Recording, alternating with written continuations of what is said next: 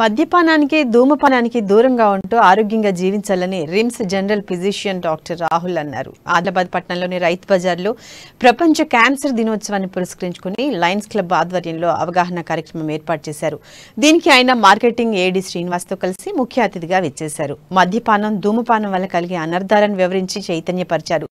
ప్రతి ఒక్కరూ ఆరోగ్యకరమైన జీవన విధానం అవలంబించాలని, తగిన జాగ్రత్తలు పాటించాలని సూచించారు.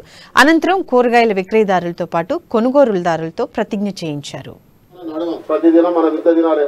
సపోజ్ ఒక 165 క్యాలరీస్ మనం ఒక గంట నడిస్తేనే తగ్గుతాయి.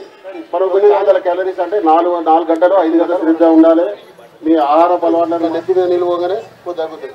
సో దానికి ప్రైమరీ స్టేజ్ అంటే ప్రాథమిక దశలో కూడా కీమోథెరపీ ఇచ్చినా కానీ లేదు అంటే అయినా కూడా తర్వాత చనిపోతాం. మనం ఒక 10 లక్షలు ఇంట్లోనే ఉంటాం.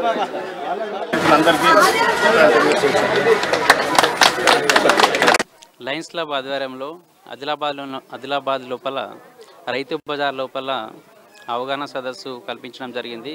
ముఖ్యంగా ఏంటంటే క్యాన్సర్ సంబంధించి మరి ఎందుకు వస్తుంది, నివారణ చర్యలు ఏం తీసుకుంటాము, స్మోకింగ్ కావచ్చు, ఆల్కహాల్ కావచ్చు, విమాల్ గుట్కా కైని ఇవన్నీ కూడా అవాయిడ్ చేయాల్సిన అవసరం ఎంతో ఉంది.